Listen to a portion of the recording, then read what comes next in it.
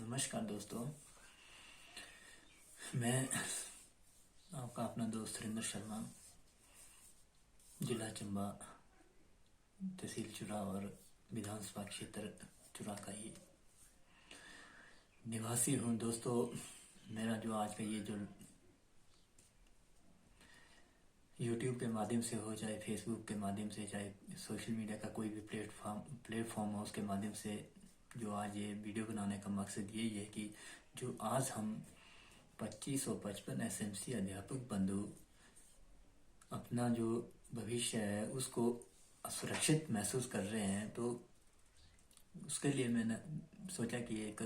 इस वीडियो के माध्यम से हिमाचल सरकार को अवगत कराया जाए। क्योंकि दोस्तों,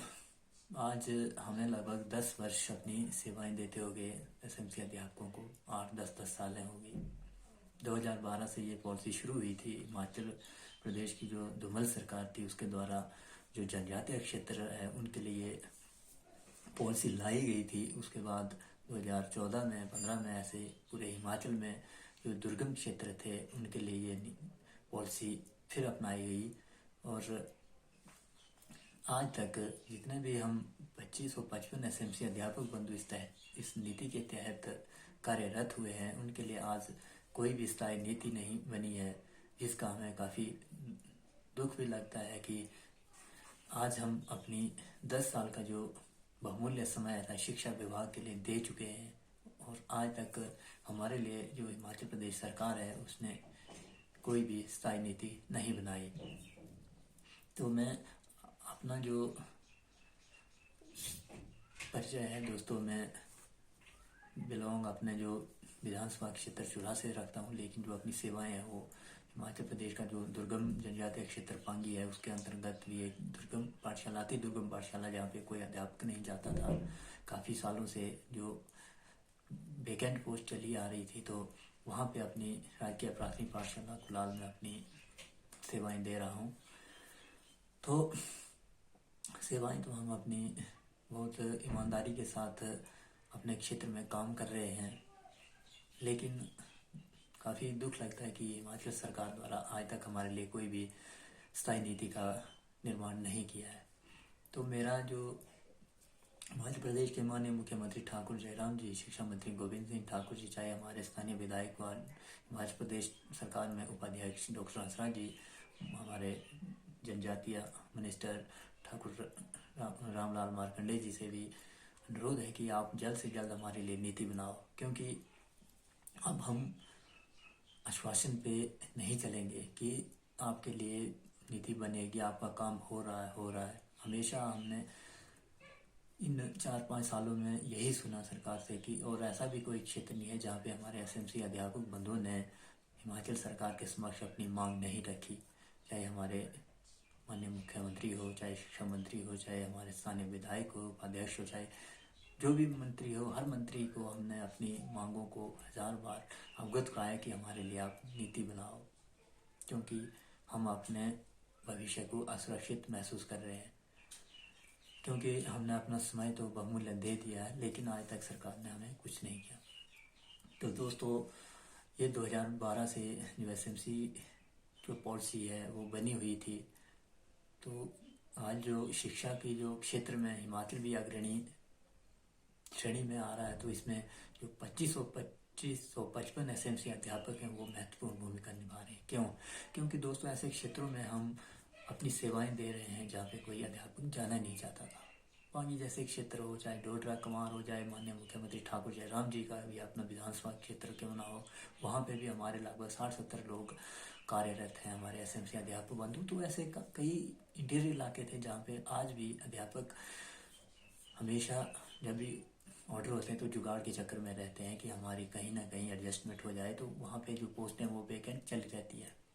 तो ऐसे में हमने भी 2016 में हमारे जो पांगी है, जो पांगी घाटी का जो जीपीएस मेरा कुलाल है, वहाँ पे मैंने अपने सेवाएं देनी शुरू की। तब से हमने अपने विद्यालय को एक अग्रणी श्रेणी में लाने का भरसक प्रयास किया है, और बच्चों को हमने अपने स्कूल के विद्यार्थियों को जेएनवी में भी 2-3 छात्रों को सिलेक्ट करवाया, क्योंकि हमें पता था कि हम आज मेहनत करवाएंगे तो हमारे जो ये बच्चे हैं आगे निकल कर काफ़ी अच्छा अपना भी फ्यूचर उनका बनेगा। और साथ में जो दोस्तों पिछली बार जो हमारा खंड स्तर पर जो एसएमसी अवार्ड सेरेमनी हुई उसमें हमारा जो विद्यालय है जो 65 स्कूल थे उसमें हमारा द्वितीय स्थान रहा है। और इस बार हमारी कोशिश फिर रहेगी कि हम अपने विद्यालय को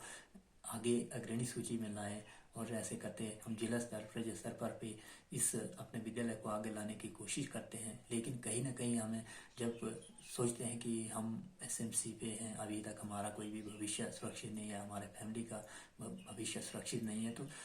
दुख लगता है कि जब हम अपनी ईमानदारी के साथ हम अपना काम कर रहे हैं तो हिमाचल सरकार का भी दायित्व बनता है कि जल्द से जल्द हमारे लिए नीति बनाए और जो 2555 एसएमसी अध्यापक बंधु हैं उनके भविष्य और उनके परिवार का भविष्य सुरक्षित किया जाए।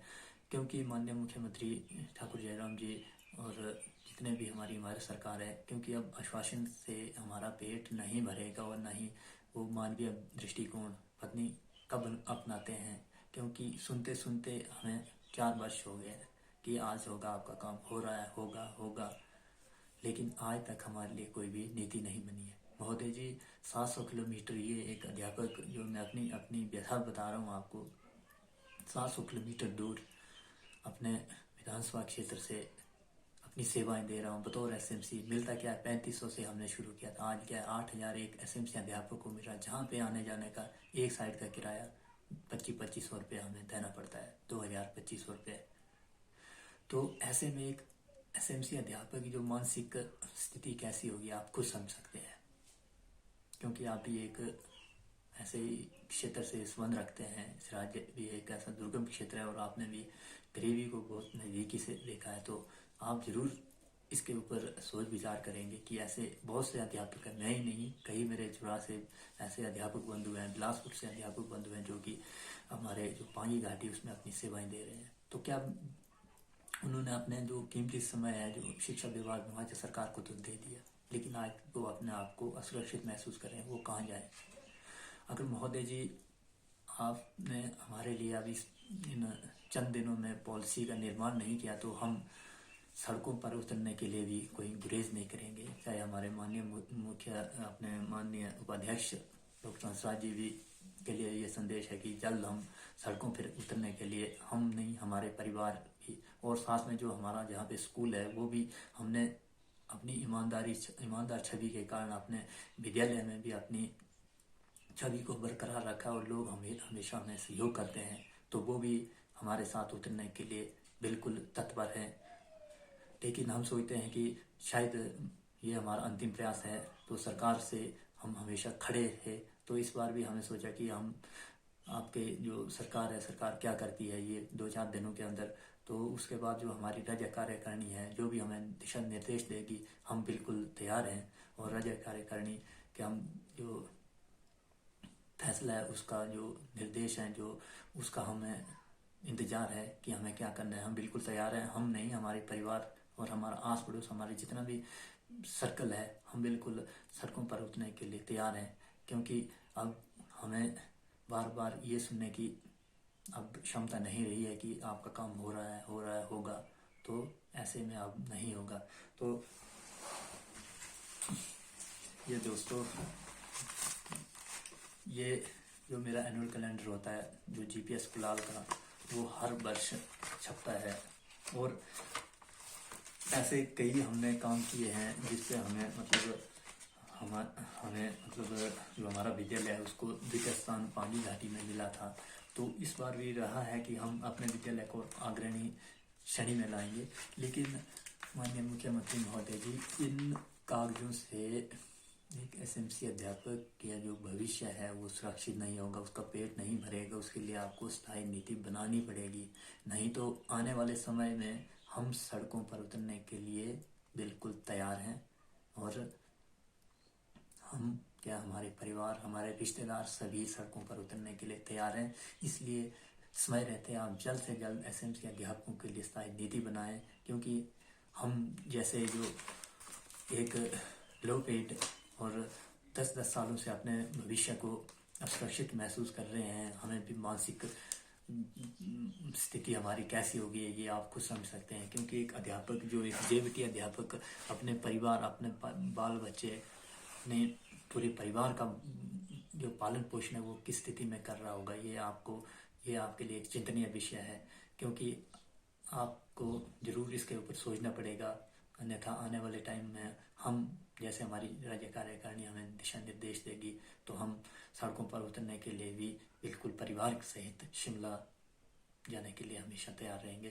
तो इन्हीं शब्दों के साथ मैं आप सभी से विदा लेता हूँ। जय हिंद, जय भारत, जय SMC।